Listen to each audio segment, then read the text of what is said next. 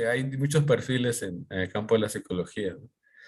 Y eso está bien, todo se necesita, ¿no? Pero en el caso de Brian, yo creo que se convierte en una pieza fundamental para ese movimiento conductual peruano de inicios de ciclo, digámoslo así, para llamarlo de alguna manera, ¿no?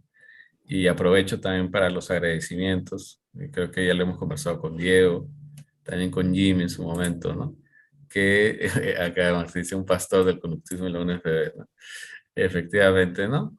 Pero en el sentido de siempre con el interés de reflexionar sobre la psicología, ¿no? Creo que eso es lo más valioso que ha hecho Brian y la piedra fundamental, ¿no? Yo creo que sin la participación de Brian, pues no hubiera sido posible tanto el interés de mucho de la vida real y mucho menos la asociación, ¿no? Y mucho menos la asociación. Gracias, Darwin. Y nada, ¿no? Yo quería comenzar con ello. Actualmente, Brian es coordinador del programa, creo, de EPM de ANCON, del Centro Penitenciario de Ancón 2. A su vez, tiene amplia experiencia en los campos de criminología y de contextos penitenciarios. Es decir, de hecho, modestia, que él es una persona muy modesta, no lo va a decir seguramente, pero él ha colaborado con la escritura de manuales, ¿no? Que están reglamentando la forma de hacer las prácticas concretas de estos ámbitos a nivel nacional, ¿no? Además de eso, es asesor de investigaciones a diversas personas en el campo a nivel de pregrado y a nivel de posgrado, ¿no? Pero eso es lo que tendría que decir para presentarlo. Y me da mucho gusto, ¿no? Me da mucho gusto que se haya hecho un tiempito para nosotros. Yo sé que Brian siempre está en todas, está siempre muy ocupado, sobre todo en aspectos de la vida, ¿no? Eso siempre me llama mucho la atención, cómo puede siempre Brian dividirse y tener siempre lo veo, lo sigo, ¿no? Por Facebook, por WhatsApp y siempre está aprendiendo cosas nuevas, ¿no? O sea, independientemente de la propia psicología, ¿no? Y eso enriquece mucho, ¿no? Dentro de lo que yo pienso, ¿no? Pero bueno, entonces el día de hoy nos va a presentar el tema de conductismo en criminología y contextos penitenciarios, ¿no? Entonces, pues los dejo con él. Él va a brindar esta conferencia para todos nosotros muy amablemente, ¿no? Gracias, Brian. Gracias, Darwin, de verdad. Muy, muy agradecido por esa presentación. Siempre voy a decir que no me la merezco porque tú sabes lo exigente que soy y he tenido muchos problemas con ser muy exigente. Y todos hemos sido parte de ese grupo, ¿no? Quien, quien ofrece, quien a veces acompaña y también quien lo recibe y también de más está decir ese ideal que has tenido tú con Diego y otros compañeros en cumplir ese sueño de profundizar en los principios de la psicología como tal, pura, básica, dura, desde sus entrañas, de los cuales muy pocos hemos podido acceder, ¿no? Entonces, bueno, de más está, nos vamos a estar elogiando de manera mutua ambos. Vamos a continuar acá con la presentación. Me imagino que desde el momento de ahorita, 11:20, tengo los 40 minutos o media hora, no hay ningún problema si me lo dicen. Y para comenzar, más que todo es como ustedes están acostumbrados a mí siempre, la de establecer un panorama actual de que el conductismo se ha metido también en distintos contextos, sino que no se conoce muy bien. Yo siempre he hecho, me ha parecido raro el por qué siempre el conductismo, y está bien eso, se ha quedado y se sigue quedando, o sea, en el aspecto de lo controversial y lo conocido que puede hacerse uno si se quedase en situaciones básicas de análisis filosófico, conceptual, experimental, y es algo que le apasionan a los conductistas puros, pero también no hay que olvidar de que se puede aplicar esos conocimientos en situaciones interdisciplinarios, ¿no? Y situaciones con otros profesionales y otros científicos.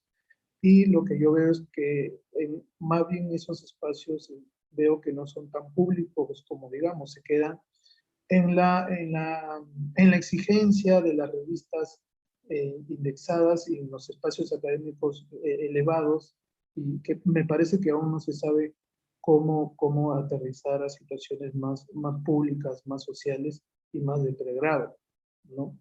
Entonces, lo que yo trato es también dar esa experiencia profesional del conductismo, o la lógica, no sé cómo decirle, los principios del conductismo que me baso principalmente en lo que, a propósito del Día Mundial de Análisis de la Conducta en Comunicación de Skinner, que es hoy día, en la teoría de Skinner, de cómo de esto partió hasta el punto de que distintos científicos, profesionales y teóricos, leyendo su propuesta, Cidia del BF, leyendo su propuesta, han hecho bastantes cosas buenas en el campo de conocimientos y el campo de la solución de problemas, ¿sí?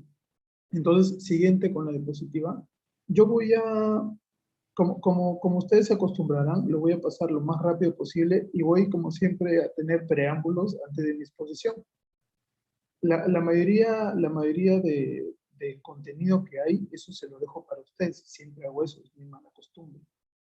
Y lo que yo voy a hacer es resumir cada diapositiva que está un poco cargadita. Entonces, no se va a volver una situación de lectura, sino de resumen de lo que está ahí.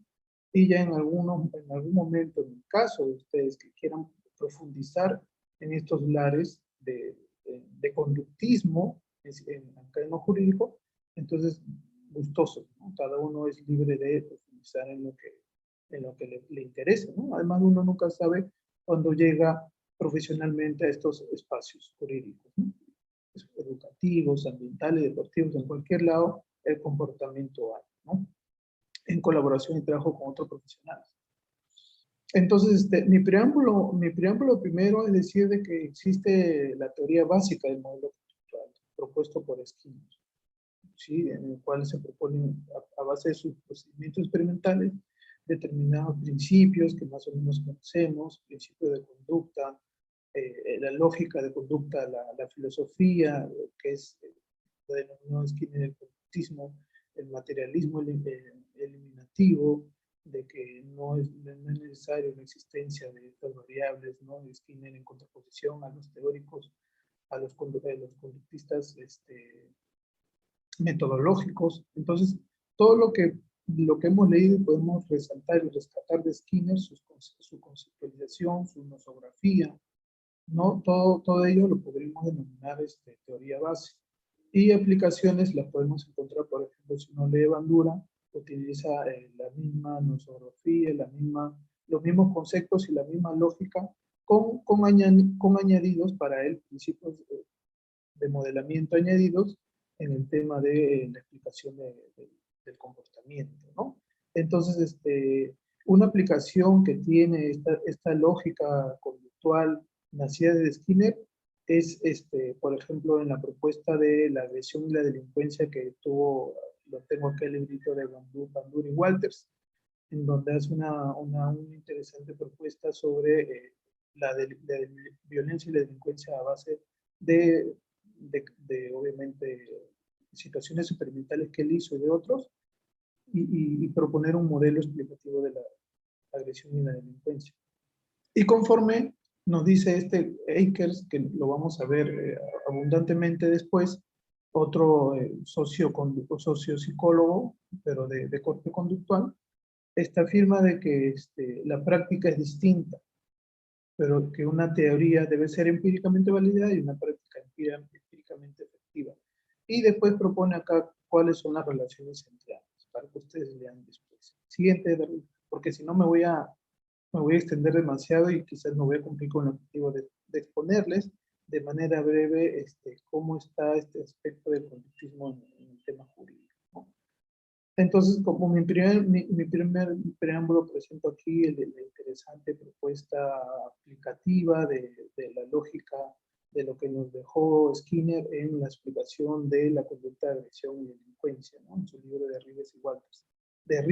No, en este caso Rives y Walters, que eran en realidad editores, ¿no? Pero deja una interesante explicación basadas en el modelo de teoría del aprendizaje social sobre la delincuencia, ¿no? Podría verlo cada uno de ellos, pero vamos a pasar de frente. En un momento lo vamos a retroceder porque todo está concatenado. Siguiente diapositiva. Entonces, mi preámbulo 2, aún estoy en preámbulos, no me odien. Es que vamos a ver solamente dos ramas de la psicología jurídica y los he escogido por motivos para que vean el contraste y la diferencia que tiene realmente proponer teorías, aspectos científicos, y de lo que es distinto en proponer programas y diseños de investigación de modificación de conducta para resolver problemas en la realidad en instituciones distintas. Entonces, la psicología jurídica está basada en distintas ramas y voy a yo proponer, digamos, cómo se ha metido el conductismo, en la criminalística o criminología, ¿no? Que es desarrollo y mantenimiento de la conducta criminal, una explicación de esto, y en la penitenciaria, que es también la gestión, explicación de la conducta en reclusión y obviamente el diseño y planificación de la modificación de conducta. Siguiente. Como preámbulo 3, hay 10 preámbulos. Mentira, hay pocos. Lo que yo he estado avanzando acá es como vemos acá, y chicos, me parece que hay una ronda de preguntas. Por favor, cada diapositiva se pueden generar tantas preguntas. O sea, cada duda no tenga para después ser contestada. Toda cosa es discutible. Hasta el estudio experimental más duro o la generalidad basada en mayor cantidad de esta, en algún momento puede encontrar un contraejemplo. Entonces, yo como veo acá, solamente voy a tomar lo que pinto acá como amarillo y celeste, eso es lo que vamos a ver, ¿ya? No vamos a ver el conductismo de Skinner, no vamos a ver la teoría aplicada para la aplicación de la delincuencia en Bandura y Walters, experimental, sino vamos a irnos más allá de esta llamada psicología como monodisciplina, para adentrarnos en una inteligencia llamada psicología jurídica, específicamente en la rama de la criminalística. Ese va a ser lo primero que vamos a ver de manera amplia y resumida, ¿sí? En donde vamos a ver a Akers, y también voy a ver en el ámbito de una interdisciplina en colaboración con otros científicos, con otros profesionales para la resolución de problemas en el ámbito del tratamiento psicoterapéutico penitenciario, ¿ya? Aquí lo interesante, si es que están leyendo, es que Bandura y Walters y el libro de la recuperación de Bandura y Rives lo leyeron Skinner, ¿no? Y propusieron estas aplicaciones con algunos agregados obviamente de esta teoría base. Este señor Akers, desde mucho antes, también lo leyó a Skinner y reformuló la teoría que en este caso una de las grandes teorías sociológicas para la criminología de Sutherland, la reformuló y también para la explicación sociológica de la conducta criminal, utilizó los conceptos y la metodología conductual de Skinner. Lo leyó, lo teorizó en primer lugar en un principio en diversos libros, demasiados artículos que hay en inglés, para después someterlo a investigación empírica para ver obviamente y dar el refinamiento debido. Pero él es si se le podría decir, en esta interciencia, fue una propuesta sociopsicológica de la conducta criminal, basados en el modelo Brian, conductual. Dime, Diego. bueno, primero, buenos días, gracias por la presentación. Veo, es como que ya es recurrente que has estado mencionando, por ejemplo, el término de sociopsicología.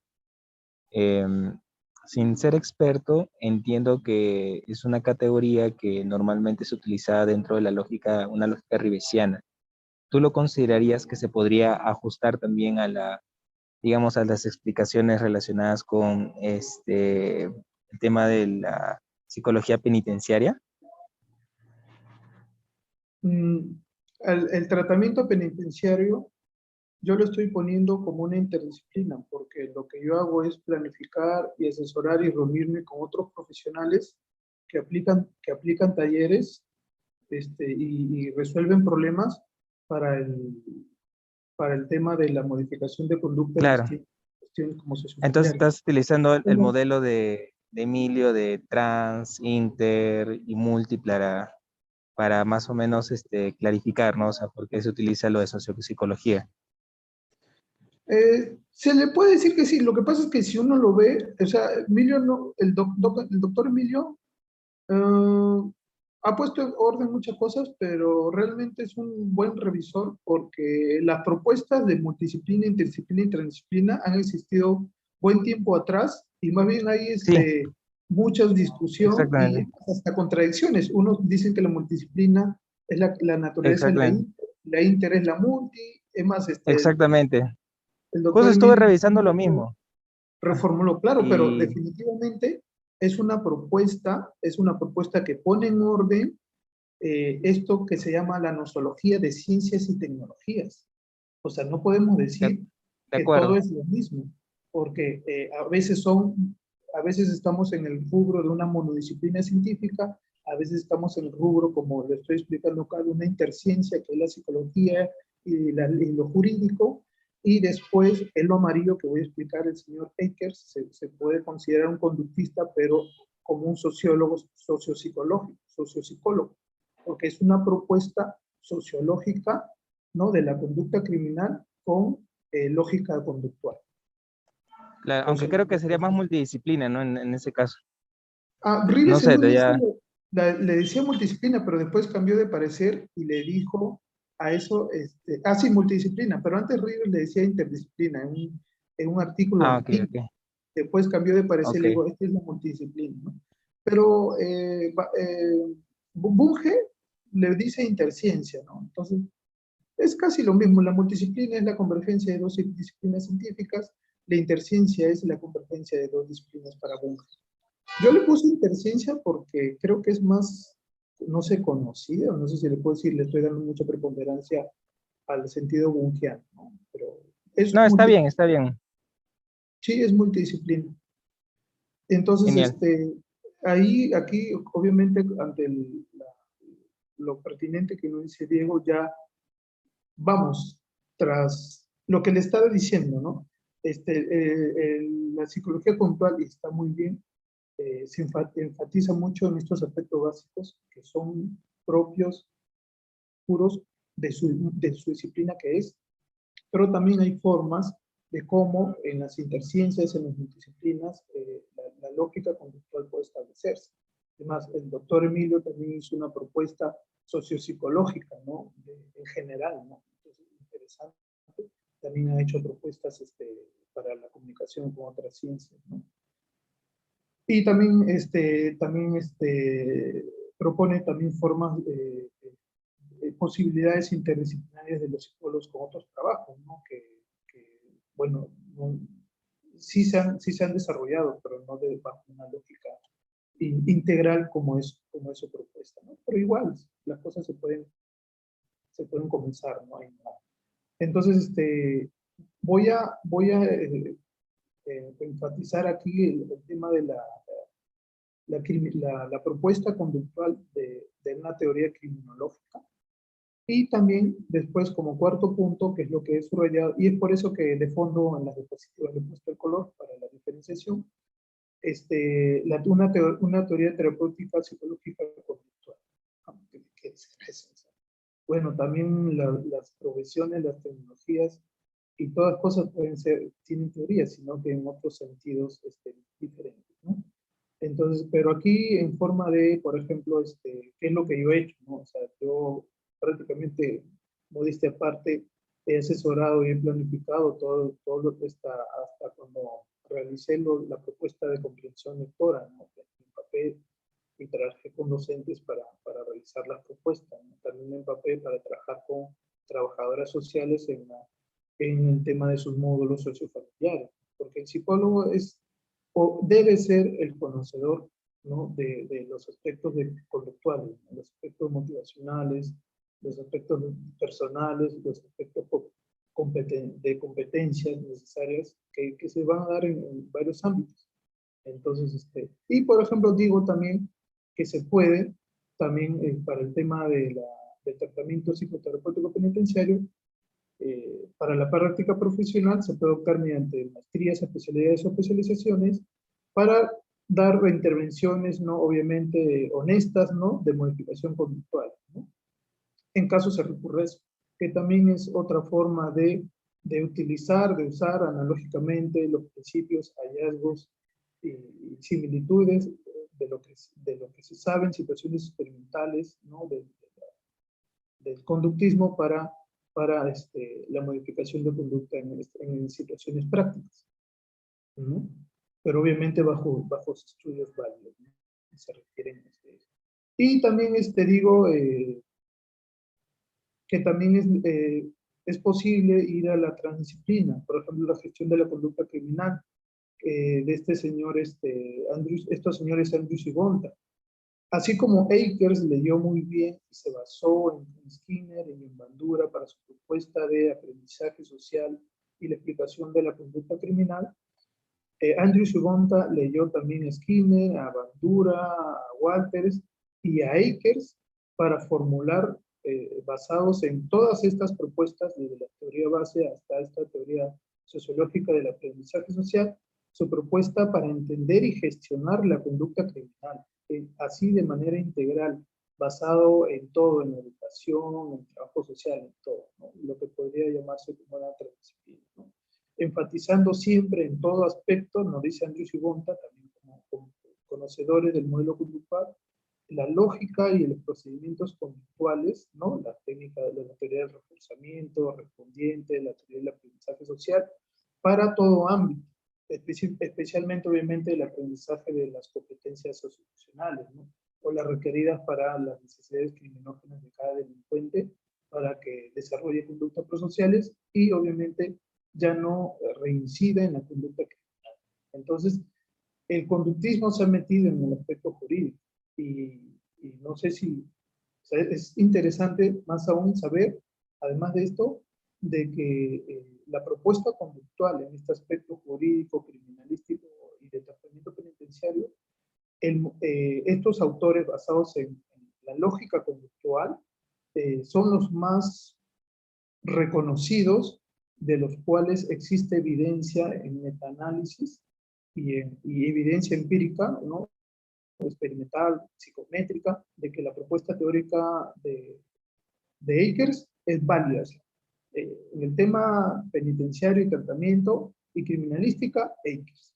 O sea, después de Bandura, Akers, y para la gestión de la conducta criminal, Andrews y Gonta.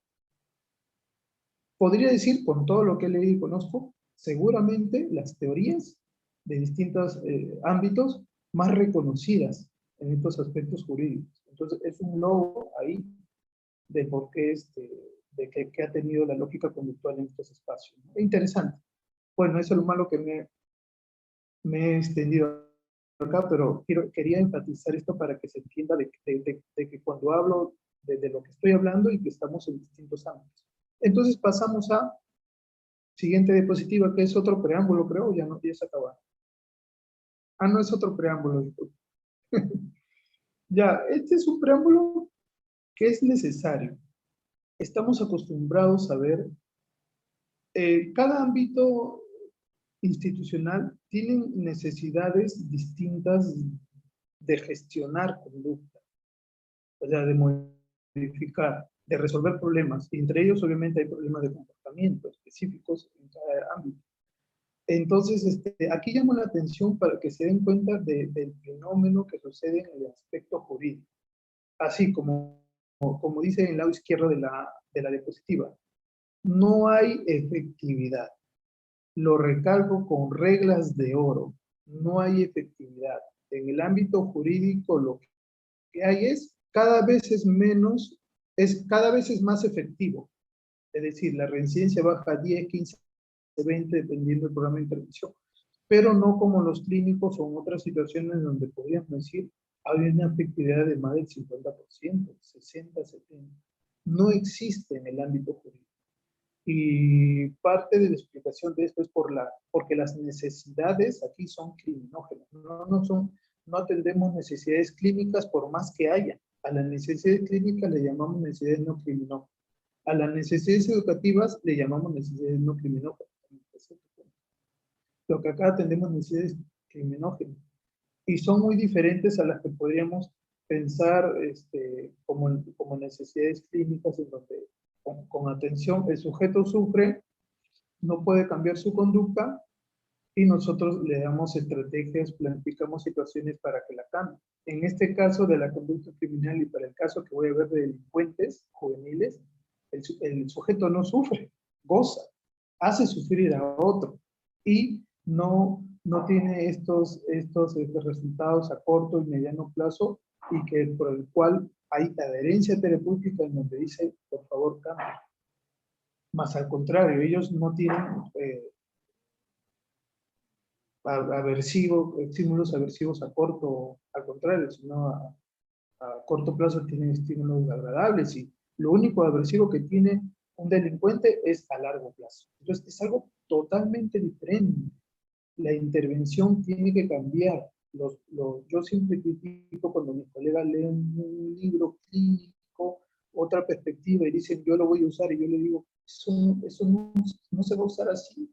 Se tiene que cambiar totalmente. La lógica es más de una lucha contra la adherencia terapéutica, una manipulación ambiental y, y estrategias de autocontrol y autoconvencimiento de identidades personales.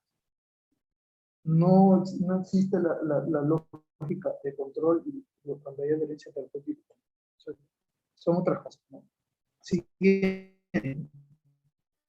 entonces es un poco el panorama desolador, pero gratificante cuando realmente, como nosotros lo tenemos, tenemos bajas en reincidencia considerables en el sistema penitenciario y en el programa, creo, en donde ahorita soy coordinador de castigo de tanto que he molestado y tanto seguramente que he cambiado las cosas.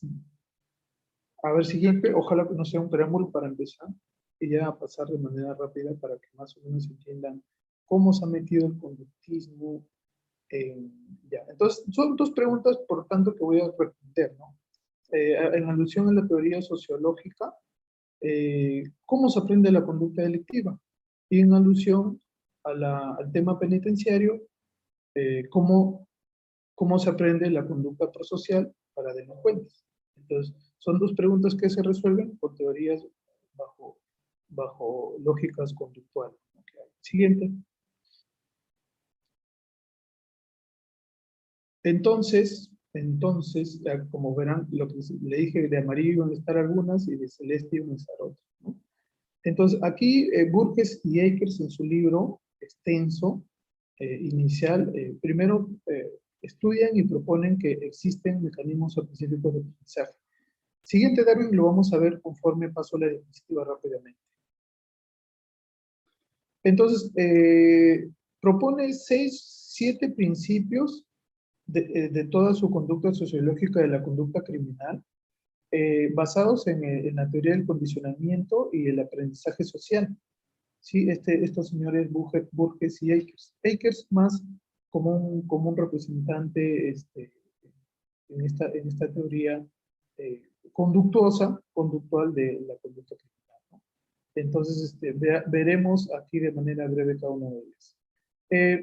¿Cuánto tiempo tengo? Aquí Akers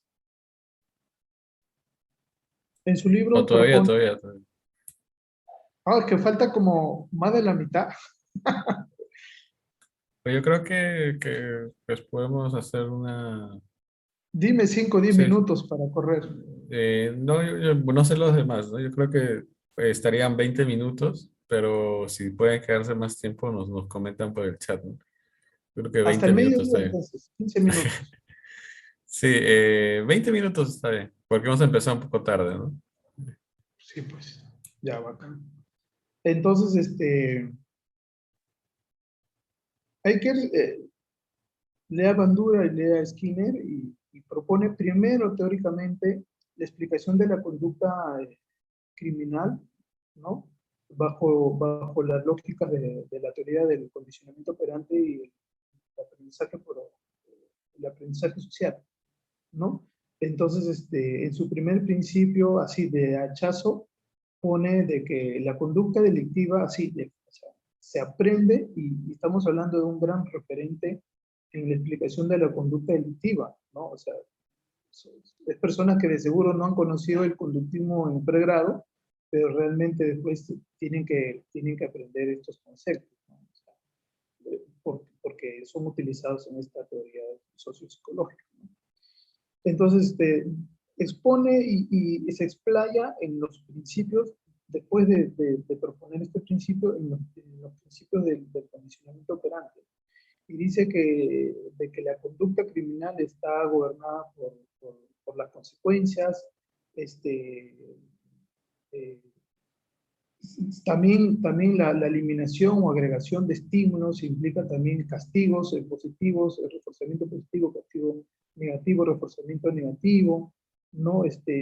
La conducta criminal está gobernada por situaciones de saciedad, recuperación de la huella, el reforzamiento diferencial que se le da de mucha importancia acá, sobre el tema de que la conducta criminal se va aprendiendo conforme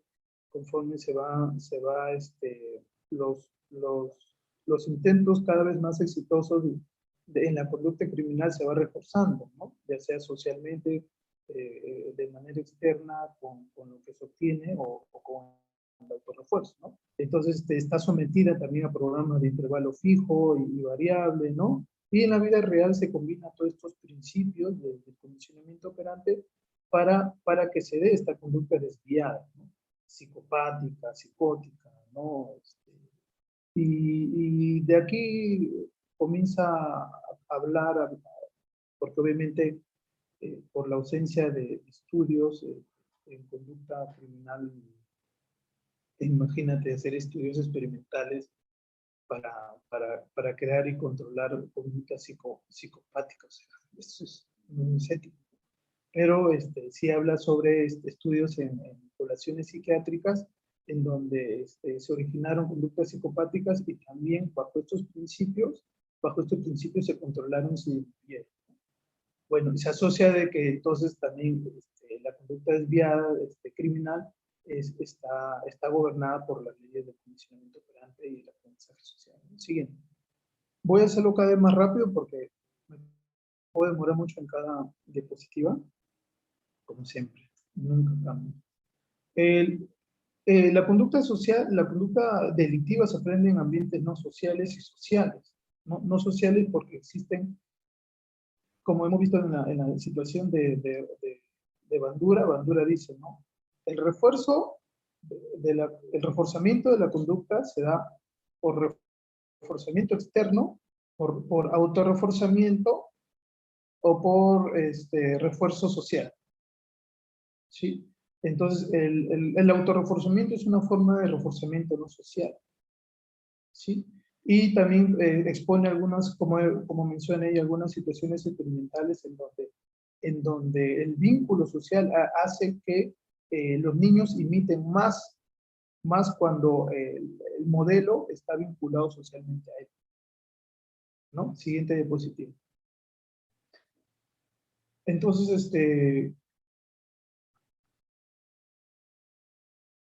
dice, ¿no? La conducta delictiva, que es una interpretación de la teoría, la gran teoría sociológica de Sutherland, de sus 6 principios, propone sus 6 principios desde el punto de vista conductual, sociopsicológico, de enfoque conductual, que se da que la presencia de la conducta en los grupos que constituyen la principal fuente de refuerzo, ¿no? O sea, los grupos íntimos, ¿no?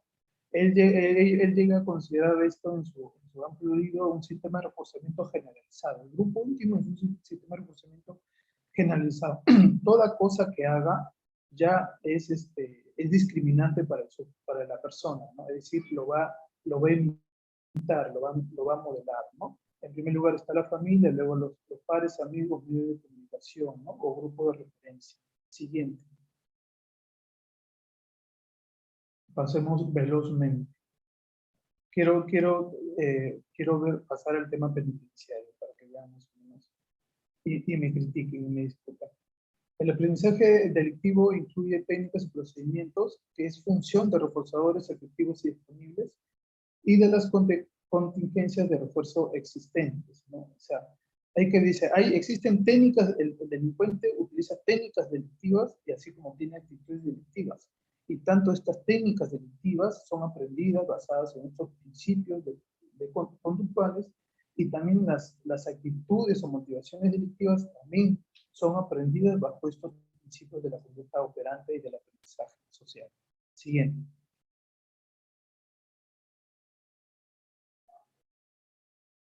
También nos dice que las conductas se aprenden en frecuencia de ocurrencia, son tanto función de los reforzadores que son efectivos y están disponibles, como de las reglas o normas por las cuales se aplican estos reforzadores, ¿no?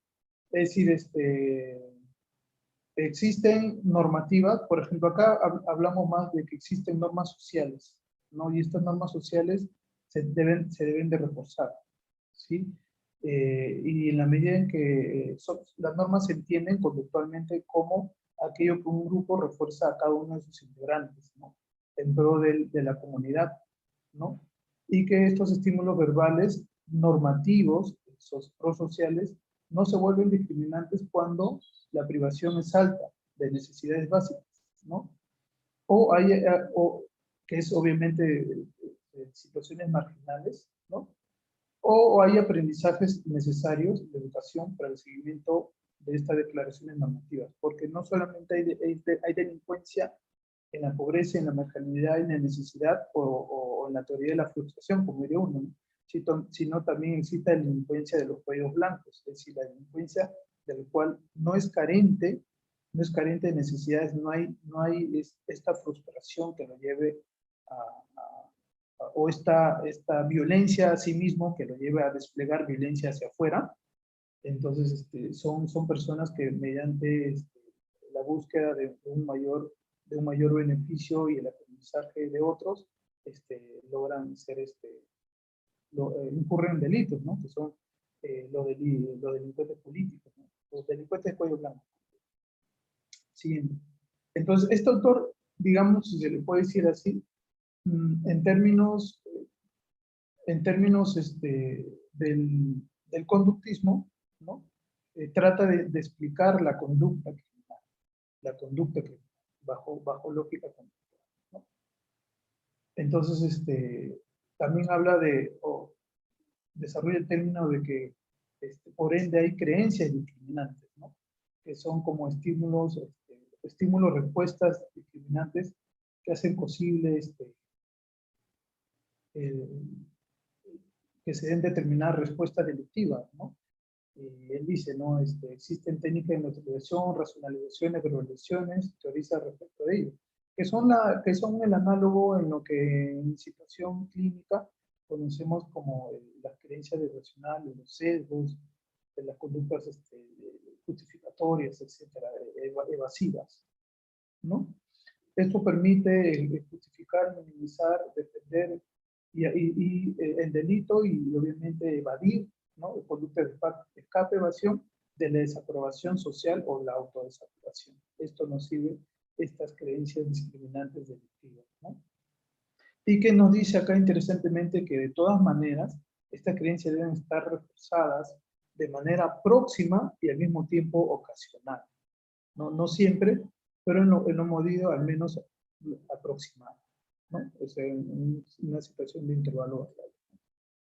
Y que en la medida en que las creencias pro delito deben ser a tiempo castigados y las creencias positivas deben ejercer de una función discriminante. Entonces, siguiente, todo esto nos permite, aparte de que conocer de cómo se da la conducta delictiva, nos permite obviamente proponer, como se propuso a Andrew Fibonte y a nosotros, de que basado en estos principios deberíamos de también establecer la planificación y programación del cambio de conducta, ¿no? Que este caso el cambio de conducta criminal, ¿no?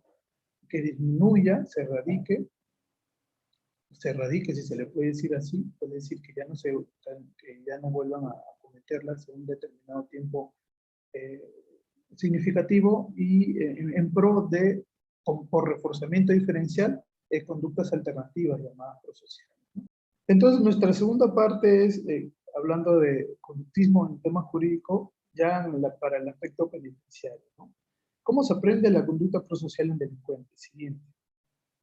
Entonces, ahí es donde me he metido más de lleno, ¿no? Porque al ser psicólogo penitenciario y al llegar, como dirían ahí, yo ya no aparezco mucho en ambientes públicos ni universitarios, pero en ambientes penitenciarios sí, modestia aparte, he hecho mucho ruido, ¿no? Porque llegué y vi eh, un enfoque psicoanalítico, vi un enfoque clínico, entonces, obviamente, como psicólogo y conocedor de esto un poquito, empapado en la teoría base, el tema de la flexibilidad de las cosas, la focalización de la conducta en determinados contextos.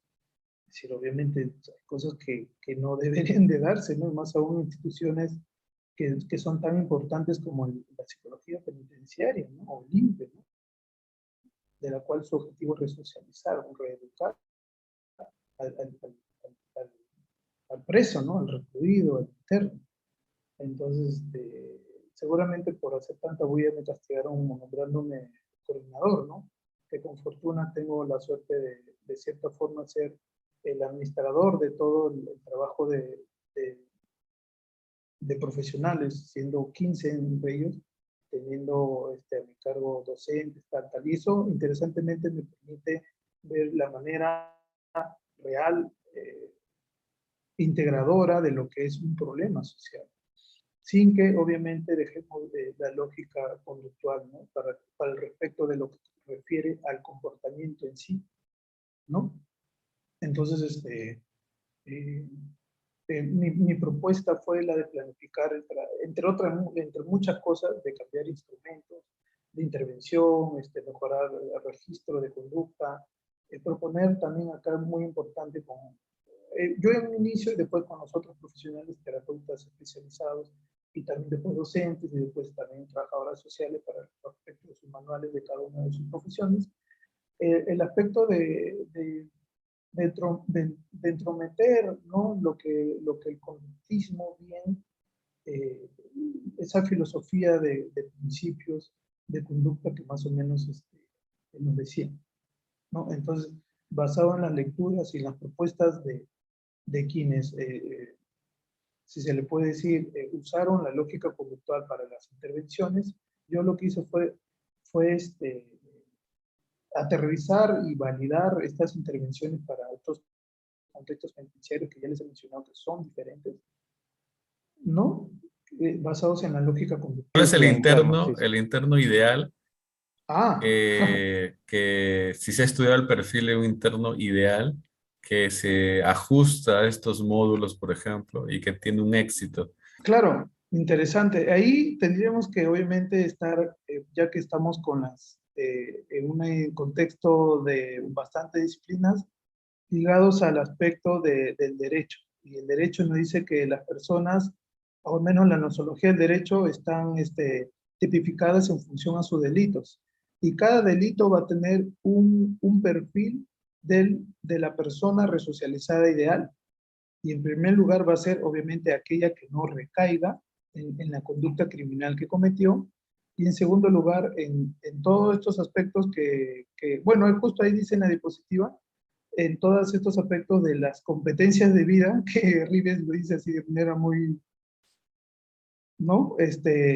Competencia de vida, o llamémosle competencias socioemocionales y competencias para el bienestar social, que sean positivos, ¿no? Es decir, estas competencias socioemocionales, de bienestar social, proambientales, de cuidados, que son el otro tipo de competencias formalistas que nos enseñan en la educación, es decir, las competencias para la vida, de, deberían de ser para todos los delitos, el perfil ideal. pero principalmente, si tú me dices cuál es el perfil ideal, es que la persona ya no vuelva a cometer el delito que cometió. Ese es el perfil ideal que todo psicólogo penitenciario quiere, en primera instancia. Claro, pero ese sería el Porque lo que objetivo, queremos ¿no? es que, sí, Ese lo sería el que queremos es objetivo, que pero ¿qué características tendría que tener esa persona?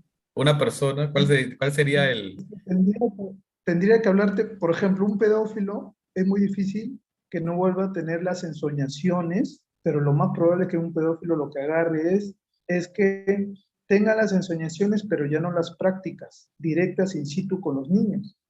Y en la medida en que, a menos, o sea, ya se ha demostrado que el tratamiento aversivo, que se supone que es el más fuerte, trabaja en ellos.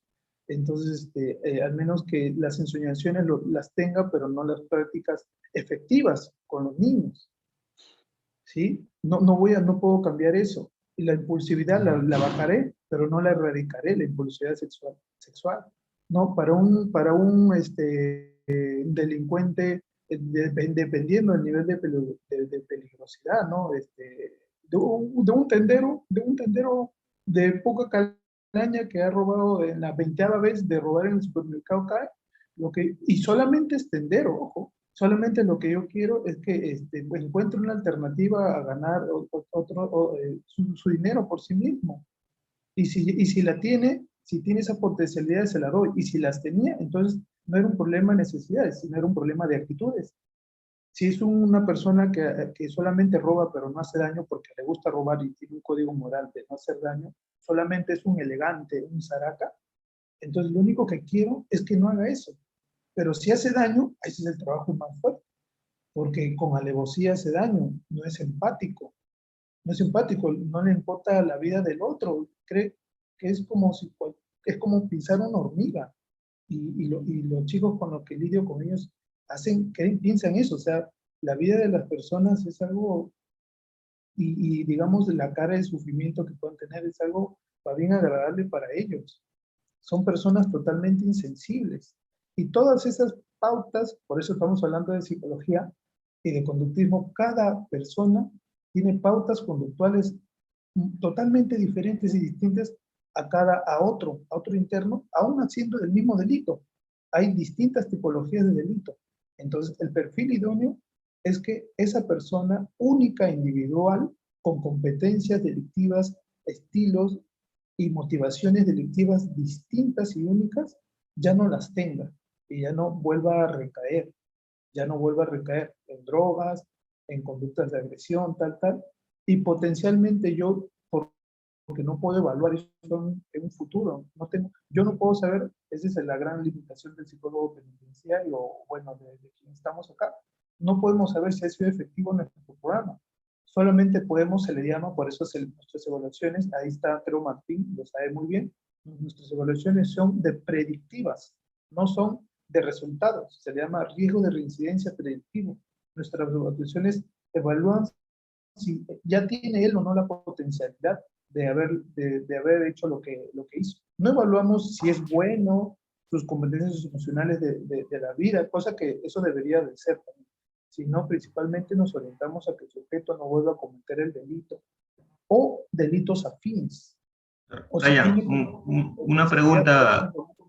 en base a lo que Dime. comentas. Dime, ¿y hay un criterio de exclusión para que no entren a este programa, digamos, algunos de los internos?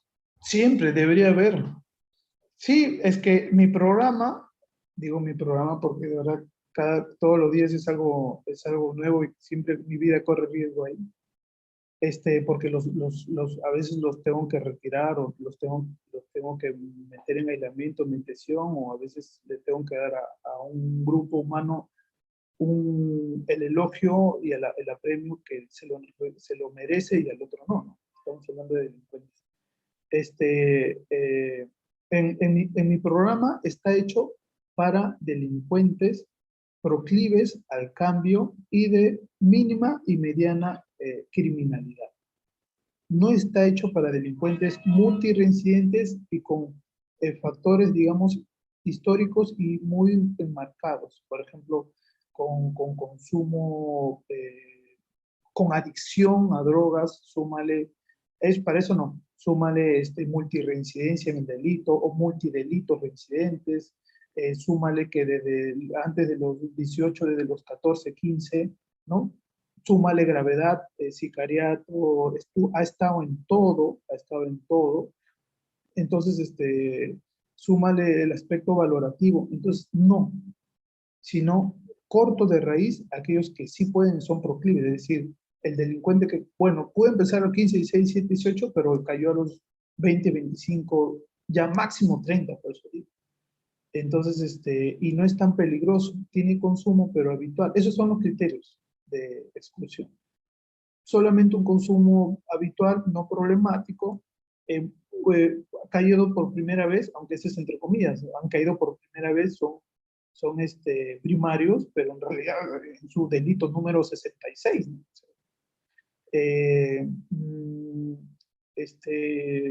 De 18 a 30 años, no enfermedades psiquiátricas y con habilidades mínimas de lectoescritura. El resto que entren todos, ¿no? Entonces, yo no agarro adictos, no, personas con adicción, multireincidentes, o sea, no, porque son muy difíciles de tratar. Seguramente habrá un programa para ese tipo de delincuentes, aunque la ciencia jurídica, la investigación penitenciaria dice que estas personas con estas características reinciden y reinciden y reinciden y reinciden.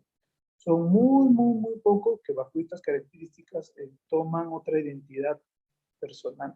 Ellos se identifican como delincuentes y así van a morir. Entonces, ese es el panorama desolador, aparte que ya les dije en un inicio de que no hay efectividad. No hay efectividad, podemos entender bien conductuosamente, es como el tema clínico, ¿no? Podemos bien entender conductuosamente los principios de modificación de conducta. El cambio conductual es otra cosa, no es lo mismo. En el tema penitenciario sucede igual. Y es muy difícil porque son personas más bien que no hay adherencia terapéutica, es decir, ellos no quieren cambiar, tú los tienes que hacer cambiar a la fuerza. Y, ya, pues, y sí se logra, y sí se logra.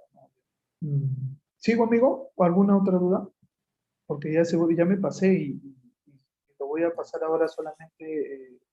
Sí, no, pues no sé si pasamos ya a las preguntas o tienes alguna diapositiva que te gustaría todavía presentar. Sí, el de los resultados. A ver, pasa de frente. La final. Ahí pongo los principios de conducta enfocados en forma de estrategias de modificación de conducta, la propuesta que hice también de cada módulo de intervención, la propuesta teórica de explicación de lo que quiero atender, y después sigue Darwin, y después cómo esto lo pienso y lo analizo en forma de qué manera, sesión a sesión, puedo lograr ese cambio de conducta. Siguiente, Darwin, hay varios que faltan. Entonces, y propongo estos temas de la sesión, de los 5 módulos. Al menos estos módulos terapéuticos. Siguiente, ¿no? Son formas que les quiero dar, espero que no pueda tener ningún problema de que se pueda compartir en el grupo o para los nuevos que estamos. Entonces, cuando se aplicaron estos módulos, y yo me sorprendí, yo creí que no iba a haber resultados, hubieron resultados de cambio. Los módulos fueron eran validados, para el caso de habilidades sociales, registro de conducta, para el caso de los otros temas fueron inventarios. Entonces, bueno, no es tan conductual, no es experimental, pero son formas indirectas de evidenciar este cambio de conducta, o al menos actitudes o percepciones, también que es importante. ¿No? Lo que se dice lo que se dice y lo que se hace es distinto de todas maneras. Entonces, hubieron resultados. Siguiente. Y pues cada uno de estos módulos lo que dice que al parecer la explicación sociológica conductuosa de la conducta criminal y la intervención basada en sus principios tiene resultados. Y eso es lo que todos los metaanálisis han referido. Siguiente. Todos los test también los tuve que validar, los tuve que cambiar, crear. Las sesiones las creé, los módulos los escribí, recibí retroalimentación por ahí. Siguiente, y tenemos estos resultados, ¿no? Pero los principios de conducta están siempre están perennes, están en nuestras venas cuando modificamos las cosas, ¿no? O sea, utilizamos reforzamiento en forma de, no fichas directamente, pero sí los internos saben exactamente qué hacer y qué pueden lograr con eso, y qué no hacer y qué sucedería si no lo hacen. ¿Sí? Además de, obviamente, intervenciones individuales y sociofamiliares, educativas, laborales, técnicas, productivas y de actividades de buen uso de la actividad del ocio y complementaria, ¿no? Se castiga lo que se hace mal y se refuerza diferencialmente cuando hacen algo bueno. Siguiente. Y es complejo, ¿no? O sea, podríamos hablar de un solo interno, podríamos hablar de, no sé si ustedes, digamos, tienen una duda de cómo se intervienen penales o cómo lidiamos con eso cuando se meten cuchillo, cuando está en interno, se tomó chicha canera, se pelearon, cuando hay problemas de cobros, de extorsión, de abuso por préstamos, de abuso por haber fiado droga, eh, de apatía al aprendizaje de competencias técnicas, de déficit en habilidades sociales. O sea, cada cosa es discutida en un grupo multidisciplinario y se ve, y se toman las decisiones, se explica, se entiende primero el fenómeno y se toma después ya medidas correctivas, ¿no? Siguiente. Y eso más o menos es la explicación que quería dar, ¿no? Todo así en... No sé si hay un tema, ¿no? Es decir, cada vez que el conocimiento se aplica a situaciones eh, interdisciplinarias y multidisciplinarias y transdisciplinarias, ¿quién lo valida? ¿La teoría base o es suficiente la interpretación que hace cada autor? Es decir, ¿quién valida a Akers de ser un conductista? ¿Quién valida a Andrés Ubonta de ser un conductista en su caso? Entonces, yo pienso que son ellos mismos, ¿no?, que lo validan en la medida en que no dejen y no malinterpreten los principios de conducta, ¿no?, del comportamiento. Y ya, pues son estas referencias a esos dos libros. El resto ya los he puesto ahí, pero generalmente son las referencias a este libro, más que todo a Akers, que es la propuesta conductuosa de la explicación de la conducta criminal. Y eso es todo, chicos. Ya no Muchas molesto mucho. gracias. Muchas gracias, Brian. Porque No, no está bien. lamentablemente he saltado otros lares, ¿no? No, está bien. No, muchas gracias, Brian. No sé si hay alguna pregunta de parte de Diego, de Jimmy, de Caselli, de Jim o de Richard, ¿no? Igual, ¿no? Hay jueces, y yo te voy a decir con sinceridad, que por más que saben que el sujeto es inimputable, es decir, sufre de psicosis o de una situación psicótica o de esquizofrenia y una situación de falta de tal, o no sé, de depresión mayor, no sé, ¿no?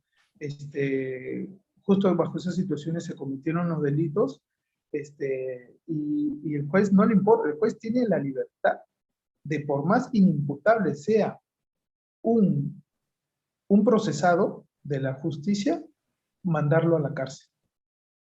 Porque debería de, y además que no hay políticas de temas psiquiátricos, ¿no? La mayoría dice que los mandan a hospitales, pero los jueces a veces llegan pacientes psiquiátricos. Y mira, en sus hojas, en su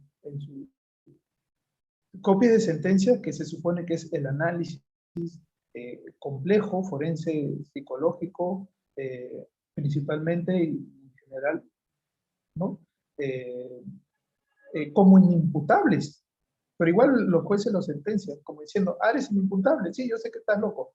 Igual, loco, vas a ver cómo loco se te va a quitar si vas a prisión. O sea, así, y yo he escuchado eso y me lo han dicho, o sea, porque, no sé, o sea, los jueces no deberían hacer eso, pero lamentablemente pasa y nos acarrean el problema de que también llega, por más que entrevistamos y le decimos a los chicos, ¿sufres de alguna o tienes alguna, un diagnóstico psiquiátrico previo, ¿no? A estar en prisión? No, lo dicen que no, pero después dicen que después sí era. O sea, si eran personas depresivas, que estaban recibiendo fármacos permanentes de TDAH, esquizofrenia. Entonces, lo que no hacemos de ahí no es votarlos. O sea, también hay un tema de humanidad. No podemos votarlos porque no hay clínicas. Tenemos que lidiar con ellos y con todos sus problemas que acarrean. Además de programar la planificación de su cambio de conducta para el tema del delito, pero obviamente siempre relacionado a cómo ha influenciado su problema psiquiátrico. Entonces ahí las necesidades clínicas, psicosociales clínicas también son importantes, ¿no? Además de las necesidades criminógenas. Pero obviamente nos dan un doble trabajo, pero sí llegan pacientes psiquiátricos en mi programa. En Lurigancho hay una clínica de pacientes psiquiátricos, Genesis, y hay muchos pacientes psiquiátricos que están fuera de esa clínica en otros pabellones y lamentablemente son las personas, así como las personas de LGTBIQ, son personas muy vulnerables en prisiones. No hay lógica, no hay políticas realmente serias y humanitarias que ellos hagan que los protejan, ¿no? O sea, realmente sufren mucho los pacientes psiquiátricos en prisiones, ¿no? Y yo les digo, sufren porque ustedes recuerden las peores formas, ustedes saben las peores formas que puede sufrir un ser humano. Muchas gracias, Brian. También Diego por la pregunta. No sé si los demás tienen algún comentario, alguna pregunta. Yo con ese tema que preguntó Diego, entonces no existe un hospital psiquiátrico especializado para personas que cometieron delitos. No, Ok. debería en cada penal ir porque justamente el juez tiene, como le digo, esa libertad de por más inimputable mandarlo a prisión. Ujú. Entonces, debería haber una sede en cada prisión de una clínica psiquiátrica, pero no hay. Hay una clínica, obviamente, pero obviamente para otro tipo de violencias. Entonces, sin embargo, los pacientes psiquiátricos que llegan a prisión, la familia tiene que moverse para que siga recibiendo, porque hasta eso, para meter medicamentos es un lío, para que siga recibiendo la prescripción médica de su problema, de estos pacientes. Y los profesionales hacen informes preventivos para que obviamente no pasen las lamentables consecuencias que ellos pasan, ¿no? Entonces, es que depende de cada penal, ¿no? Por ejemplo, el gancho es tierra de nadie, ¿no? Y está grabado, no me importa. Pero los penales modelos como el que yo estoy, donde su estructura ayuda mucho al control, tipo panóptico, y es más, son panópticos. Hay una rotonda del medio y hay una observación del medio con respecto a todos los talleres y todos los pabellones y todos los ambientes de los chicos. Entonces, el controlar y vigilar, ¿no? Ok. Bueno, muchas gracias, Brian. No sé si tiene algún comentario alguno de los asistentes el día de hoy. Nos puede comentar, nos puede hacer. Yo iba a Sí, preguntar algo, pero creo que ya lo respondió indirectamente, ¿no? Porque justo en las plantillas que pasaba rápido vi que había un módulo que era sobre el control de la ira, ¿no? El autocontrol. Y asumo que era con respecto a situaciones de violencia o que incitaban a agresividad. Y iba a preguntar cuán difícil o cuántas limitaciones podría haber en un penal, ¿no? Porque de por sí el ambiente es hostil, ¿no? Pero si es en un penal modelo, asumo que ahí hay áreas que se pueden controlar mejor ello, ¿no? Comparados a otros penales en los que es más caótico, ¿no? Pero por más que sea modelo, Jimmy, todos los días se pelean. Y una vez al mes se meten por ahí un cuchillazo, o sea. Y teniendo en cuenta eso, Brian, que comentas, ¿cuán limitantes entonces estos módulos que apuntan justamente a controlar o a reducir la incidencia de violencia en los que están participando en el programa? Es que sí controlamos. En un año es como Watson lo dijo, ¿no? Dame un niño, no, dame un niño, yo lo educo y lo vuelvo un buen hombre. O sea, cuando ellos llegan, son los nuevos los que generan estos problemas, pero después de 1 año, 2 años, son personas diferentes, porque obviamente se ha actuado a distinto nivel. Sus familias, se han recuperado sus familias, le hemos dado modelos positivos, se ha cursado los talleres. Nosotros usamos la lógica de que los privilegios que tenemos en el programa y que de los cuales ellos acceden no son gratuitos y su participación y su adherencia terapéutica está condicionada a esto y funciona. Estos privilegios, ¿como cuáles son? ¿No? Por ejemplo, existen por norma 3 televisores, por norma nacional en los penales, televisores de pantalla grande, todavía dice. ¿De cuántas pulgadas? 50-45 en cada Wow. piso y en el principal, y con eso se le condiciona. También la visita. Siempre son 2 pisos, cama abajo, cama arriba.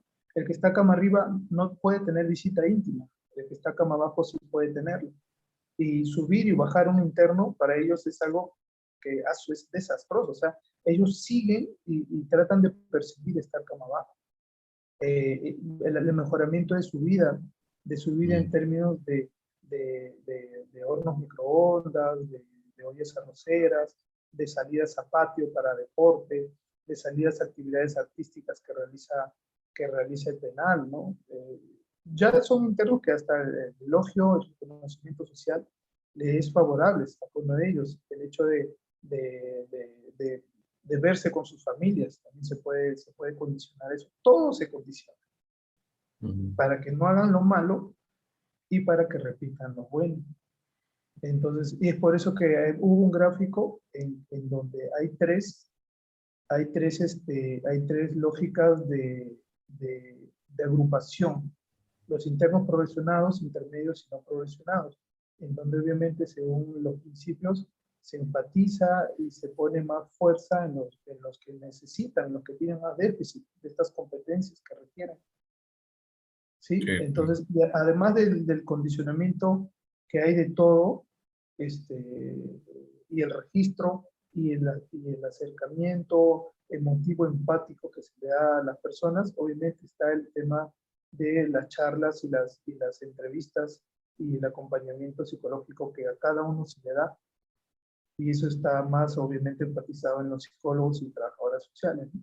Pero también todos los profesionales ahí damos ese tipo de acompañamiento. Entonces, en conclusión, se cambia el delincuente juvenil cambia.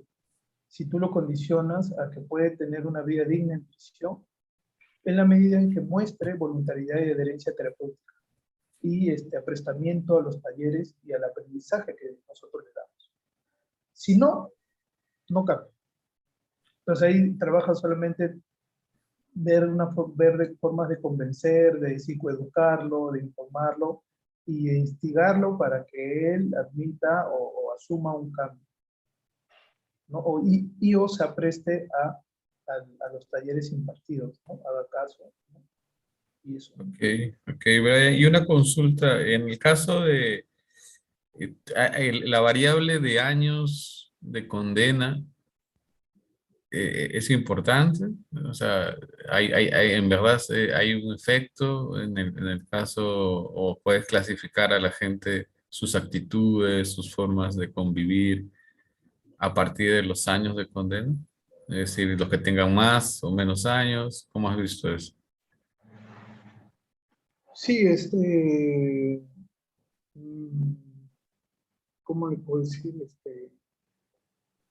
Cuando un interno, delincuente juvenil, entra a prisión y está 1 año, medio año o año y medio, vuelve a reincidir. Si está más de 7, 8, 9 años, difícil que reincida. Pero si se ha demostrado que está 5, 7, 4, 6, que también le pesa, y están vendiendo jurel. Lo que pasa cuando está en ese lapso de 5, 7, 6, 8 años, si sale, ¿Es probable que reincida o no reincida? Entonces, más o menos es así. Ahora, eso sin tratamiento. Con tratamiento se ha demostrado de que con el tratamiento dado, el interno, después de 2, 3 años, ya hay muchas probabilidades de que no reincida. Hay muchas probabilidades, pero es fruto a, obviamente, no tanto el tiempo que está preso, sino que ha recibido el tratamiento de 2 años. Es que es lógico. Mira, Rives dice algo interesante, dice que la educación no debería ser la educación solo formal, deberían de institucionalizarse la educación de lo que llaman otros competencias emocionales o competencia para la vida. Y él menciona que debería eso institucionalizarse también en la educación básica. Entonces, el sistema penitenciario es una forma de educación para la vida, porque también se deben de generar los conocimientos formales, teóricos, técnicos, porque todas las finales, toda persona vive bien si trabaja. No existe un ser humano si no trabaja, tiene que estar prestado a la situación de fuerza laboral. Entonces, el sistema penitenciario debe de enseñar competencias teóricas, técnicas, ¿no? Prácticas. Y también competencias teóricas, técnicas para la vida. Es una forma, por eso se le dice el INPE, es una forma de reeducación, es una resocialización, porque no se adhirió a las normas convencionales de bienestar social. Y lo que hay que hacer una vez metido a prisión no es castigarlo. El principio del INPE es, yo lo meto a prisión porque lo que voy a hacer es darle la educación que no recibió. O bueno, la educación alternativa, la que no es criminal ni aversiva y delincuencial, sino una educación destructiva, sino una educación constructiva, de una sociedad de bienestar. Entonces, es casi lo mismo, somos reeducadores y de todas las competencias y habilidades y instrumentos que necesita la persona para su buen vivir. Con énfasis, obviamente, a cada delito que ha cometido. Y en el caso, Brian, de la influencia de la religión, ¿cómo lidia con ello? Porque cuando estaba viendo los módulos, no hay o al menos no este aspecto de la espiritualidad, ¿no? Y yo me imagino, ¿no? Las experiencias que yo he tenido en comunidad terapéutica, por ejemplo, que no es lo mismo, pero está muy presente la práctica religiosa, ¿no? Incluso articulada a veces o secundada o sea, primero la práctica religiosa y lo que se secunda es la psicológica, la intervención. Pero, ¿cómo lidian en el día a día con ese aspecto, ¿no? Los metaanálisis son claros. Yo no sé si existen metaanálisis para el aspecto de las prácticas religiosas en las comunidades terapéuticas, yo me imagino que deben haber. Los metaanálisis dicen que programas solo enfatizados en situaciones religiosas o 12 pasos no son efectivos. Los programas que son efectivos es lo que más o menos acabo de decir. Son aquellos programas basados en el entrenamiento laboral y ese cambio de identidad laboral, ¿no? De una persona que productora ¿no? de fuerza laboral productiva en situaciones de la legalidad y programas basados en este desarrollo de las competencias que necesitan ellos para erradicar o para disminuir su delito y basados en el enfoque conductual. Los metaanálisis hechos a nivel europeo, inglés, dicen eso. Los programas penitenciarios enfocados en el desarrollo de trabajo y en el desarrollo de competencias socioemocionales con enfoque conductual son efectivos. El resto, programas eclesiásticos, programas basados en, ¿cómo se le llama? El tema militar. Cuando es así, todo es duro, los haces comer pólvoras, no sirven, al menos Pedro para Poblet, el tema castrense, ¿no? Castrense. Situaciones castrenses. O situaciones libres, también hay como 10, 15 programas en esa nosología. He leído varios metaanálisis. Entonces es donde yo digo, bueno, será por lo que el modelo del conductual y el aprendizaje social tiene mucha razón en exponer, ¿no? Estos principios y cómo esta analogía afortunada para las técnicas de modificación también sirven, ¿no? Ok. Cosa que a veces no siempre es lo mismo, pero sirven para la modificación de conducta, ¿no? Ok, entiendo, Que entiendo. pudieran Entonces, tener otros nombres y tienen otros nombres en otros programas y en otras técnicas de otros enfoques, pero los principios son los mismos de conducta. O sea, yo he podido decirle a esta técnica moldeamiento como le he podido decir otra cosa, pero está basada en los principios del moldeamiento. Si quiero le cambio el nombre a la técnica. Es por eso que podemos encontrar en otros programas, de otros enfoques, los mismos procedimientos con términos ordinarios o con términos raros que ellos crean y decirle, y ser un buen conductista como base teórica.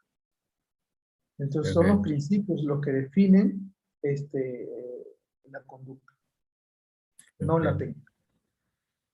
Gracias, Brian, por tus apreciaciones. No sé si los demás tienen algún último comentario, si no ya para ir cerrando por el día de hoy y nuevamente reiterarle la feliz cumpleaños a Brian.